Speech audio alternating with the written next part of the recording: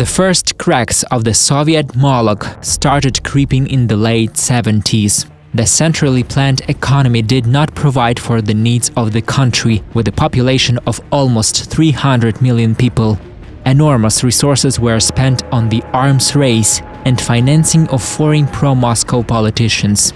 The authorities still managed to hide the fact that the Bolsheviks' Titanic was doomed thanks to the Kremlin's dictatorial regime after the death of Leonid Ilyich Brezhnev, who had ruled the Soviet Union for 18 years. A chance for changes appeared. The next day after the death of the Secretary General, citizens of the Soviet Union were announced about the appointment of a new Secretary General. On June 16, 1983, a former KGB head, Yuri Andropov, took power over.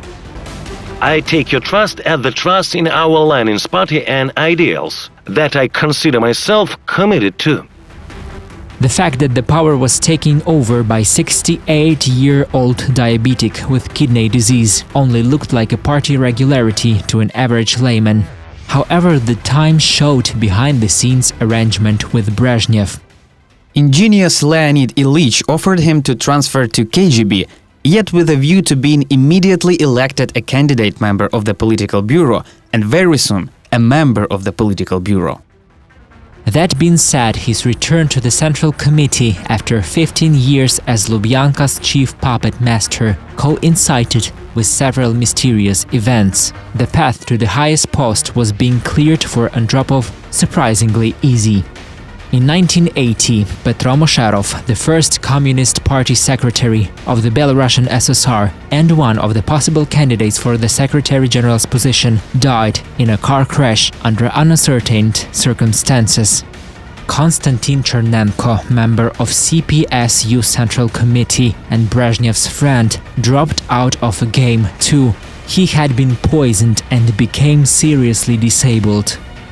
Central Committee Secretary Konstantin Kirilenko, who had chances to replace Brezhnev too, was forced to retire as a result of scheming. He was compromised by his son, who had not returned home from abroad.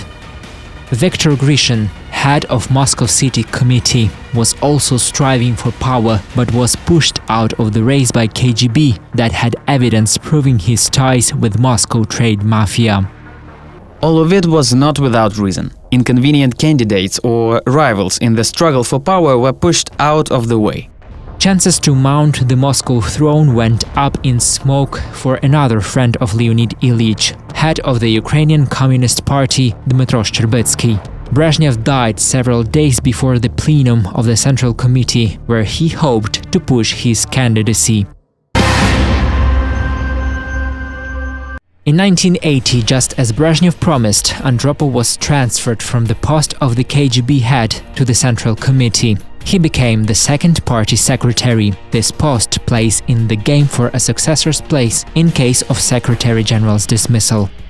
Andropov before and after Brezhnev's death are two different people. When Brezhnev was alive, he was a very cautious bureaucrat. He even never called Brezhnev directly, he would rather place a call to the reception. After Brezhnev's death, he was trying to do something, but it turned out bad.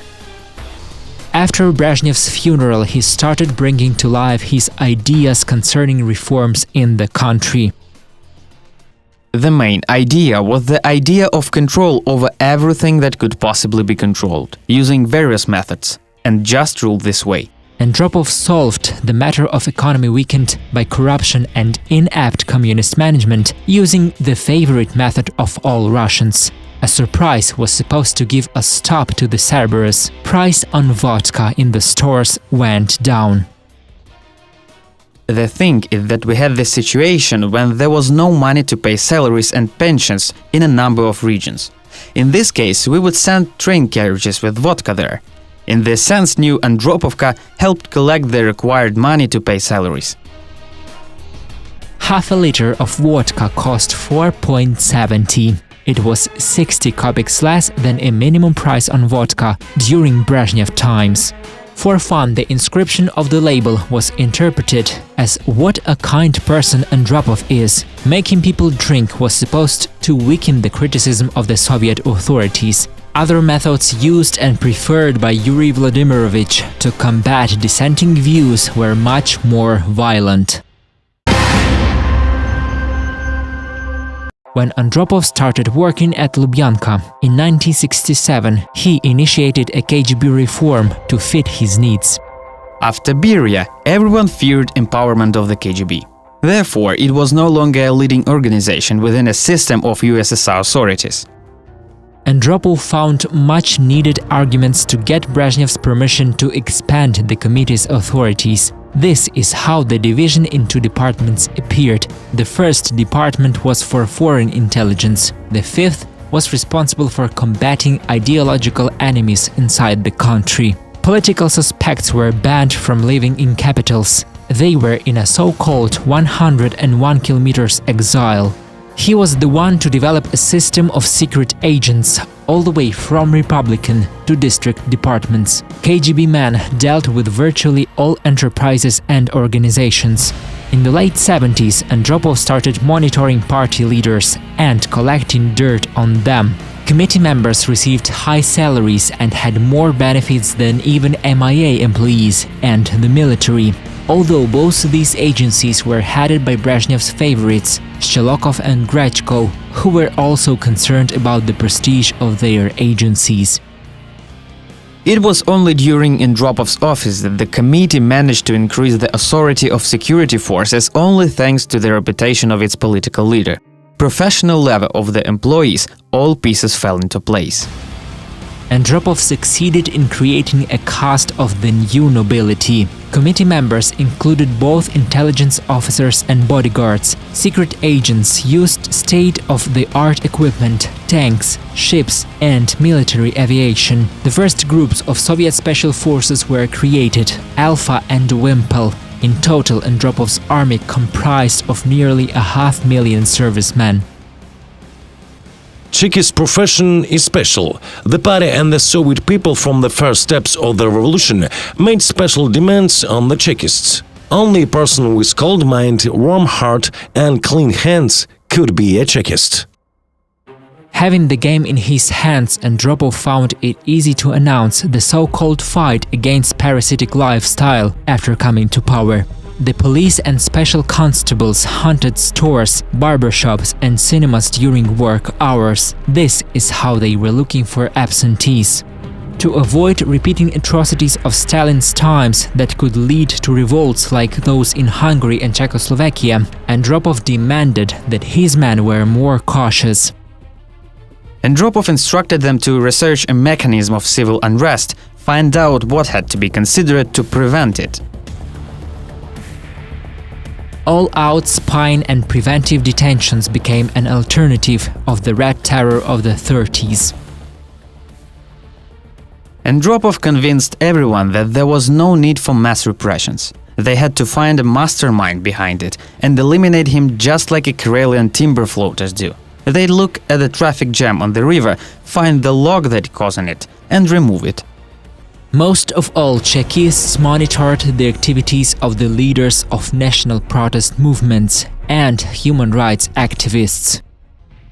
Dissatisfaction with the system was caused by the conditions that people found themselves in. The most popular joke of the time was about medically treating either vision or hearing, as what people saw did not match up to what they heard. Andropov, on the other hand, kept saying that the Soviet Union was strong and secure. People who dared to disagree with the party course were sent to prison, partially hidden in mental health institutions, or expelled from the country after being deprived of the Soviet passport. Up to a certain time, Andropov was soft, exactly until a line was crossed. Then he was as rigorous as the crime required. This is what Hungary taught him. Already as the Secretary General, Andropov started a demonstrative war against corruption. In fact, it was a reprisal against Brezhnev's legacy and his corrupt clan. Andropov replaced people in the security forces right away. He replaced a great number of employees. He changed the entire economic party apparatus. All people responsible for health resorts, hospitals, residential buildings were fired. Scandals with high-ranking officials were raging across the country. Nikolai Shchelokov, MIA minister and Brezhnev's old friend, was dismissed one of the first. Searches in his house were broadcasted on the TV. A person who had headed the law enforcement was accused of unimaginable corruption. An investigation into it even led to Brezhnev's daughter, Galina, who was friends with Shchelokov's wife and was reselling diamonds with her. For the first time, people started overtly talking about abuse of power and rogue police officers. People now spoke of the topics that they used to be whispering about in the background. Shchelokov was driven to suicide, and loose ends of the case that could ruin the fate of many officials were tied. Chekists turned against the almighty party clan, officials from Moscow City Committee of the party, an influential group that did not support the new Secretary General. They found the party's strongman through detained Yuri Sokolov, the director of the elite party Yelesevsky store.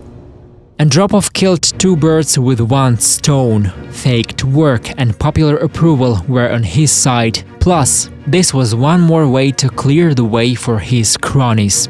Among protégés that Andropov dragged to Moscow was his fellow countryman from Stavropol, Mikhail Gorbachev, and the student of Chekist school, Azerbaijani Haydar Aliyev. It was just a start before their triumph. Yuri Andropov's biography has several versions. According to one version, he came from a family of Don Cossacks. His family tree stemmed from rich jewelers, Fleckensteins, Jews of Finnish origin, who lived in Moscow. He was a durable baby from the rich Jewish family, a boy who was hurt by this very much. Later, when Andropov headed the KGB, people called him jeweler behind his back, alluding to his version of his origin. However, in those days, a young man who wanted to survive in a brutal communist world had to hide such details. An introverted, reserved character of the future Secretary General was complemented by his guarded attitude to wealth. Andropov was a person without a face who tried not to stand out, so as not to attract any more attention to himself and justify any gaps in his biography. He was not a worker. He had never been at war. He had no higher education. He was married for the second time. His son had been convicted, which was total nonsense altogether. In 1935, he married a daughter of the head of the District State Bank Department, Nina Yangalicheva, who was employed at the NKVD archives. They had two children. Yet this did not stop Andropov, who left his family for a new love. When the Finnish War started, Andropov headed the Communist Youth Union, Komsomol, in the fake Finnish Soviet Republic that was newly established by Stalin. He did not go to the front. His health condition was one of the reasons for this. Andropov had certificates proving his diabetes and poor vision. Another reason was his little child, who needed financial support. Then Yuri married a Komsomol member and part of the sabotage group, Tatyana Lebedeva. They had two more children, a son Igor and daughter Irina. Nina Yangalicheva tried to get her husband back by filing numerous complaints to her husband's senior managers. Party committees, Karelian Finnish Public Committee. A person sincerely explains the situation and people believe he was lucky in this sense. They managed to understand him. Andropov was greatly supported by the chief Soviet Finn, Otto Kusinen, who was a leader of pro-Moscow Finns. Stalin considered him a valuable employee. At first, this Finn made a young party member a senior Komsomol official and then promoted him to the diplomatic corps. It was thanks to Kusinen that Andropov gained his sizable reputation. Even when his eldest son from the first marriage had been imprisoned and then lost himself in drinking, Yuri Vladimirovich could not be sunk by it. Molotov learns about Andropov at the behest of Kusinen. He was the one to take the head of Karelian Finnish Komsomol to the Soviet Ministry of Foreign Affairs. Andropov's knowledge of the Finnish language helped him master Hungarian faster and chair the Soviet consular office in Budapest. There he took personal part in suppressing the Hungarian riot. During first stages of 1956 rebellious events, the car of the Soviet ambassador ran into an ambush. Those who were in the car managed to get out, so passengers were saved miraculously. In the Hungarian conflict, faceless Andropov proved himself to be a loyal official who did not give in to panic.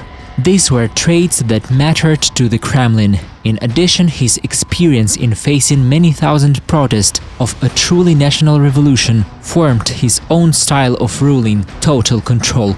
He wanted to prevent anything like that in the USSR, yet Hungary had also become his personal tragedy. After these events, his wife Tatiana went mad, as she could not overcome the shock of seeing one of the gory scenes in front of the embassy's windows. She suffered a severe shock. Something happened to her mind. They started treating her with drugs and something went wrong, and lasted her entire life. Having an everyday reminder of what drugs can do to a human being, Andropov was becoming even more reserved. Perhaps this fact urged him to use punitive psychiatric care as a tool for exacting terror. With the experience of the Hungarian Revolution on his hands, Andropov was one of those people who saw only one way to continue Moscow domination, both within 15 republics and in the Soviet bloc: use force. In particular, he advised Brezhnev to crash 1968 Prague Rebellion by force. He could do it because he did what he wanted.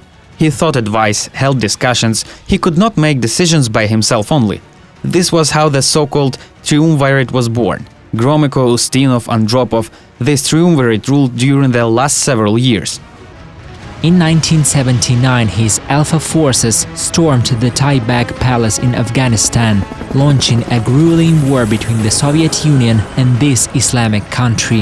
In 1982, Andropov got involved in the conflict with Israel, where he supported Arabs. 8,000 Russians helped Syrians occupy Lebanon. All this was done to get at least one military base in the Mediterranean. Andropov realized that his health was destroyed by illnesses. His kidney condition and diabetes were now accompanied by salmonellosis, which he had contracted during his visit to China. Before spring 1983, he was feeling more or less well. Over time, however, he started visiting hospitals more and more often and even underwent inpatient treatment. In keeping with the best Chekist traditions, this was kept secret from the population. Even when the Secretary General was on a trip, a service car with a mannequin made up as Andropov would leave his house and go to Kremlin every morning, so that people would think he was ruling the country. Yuri Andropov died on February 9, 1984. Officially, he failed to recover from the kidney failure that he had suffered in the Crimea. From there, he was transported to Moscow in a critical condition. When we came, we had to support him by the hands. We were supporting him and he started falling. I called the doctor. Perhaps because my voice was very loud, he came to his senses and said, "Look how loud you can be." After this, we took him to hemodialysis. Konstantin Chernyenko was the first to follow his coffin during the funeral. According to the Kremlin protocol, this was the deceased Secretary General's successor. It was during his office that Andropov's high-profile investigations stopped, and this bold fellow countryman from Stavropol, whom Yuri Vladimirovich unwittingly dragged to Moscow, would witness the fall of the Soviet Moloch. Another Andropov student would later restore the role of Chekists and turn the secret police into a new nobility class. Moreover, he managed to hold the office much longer than short 15 months.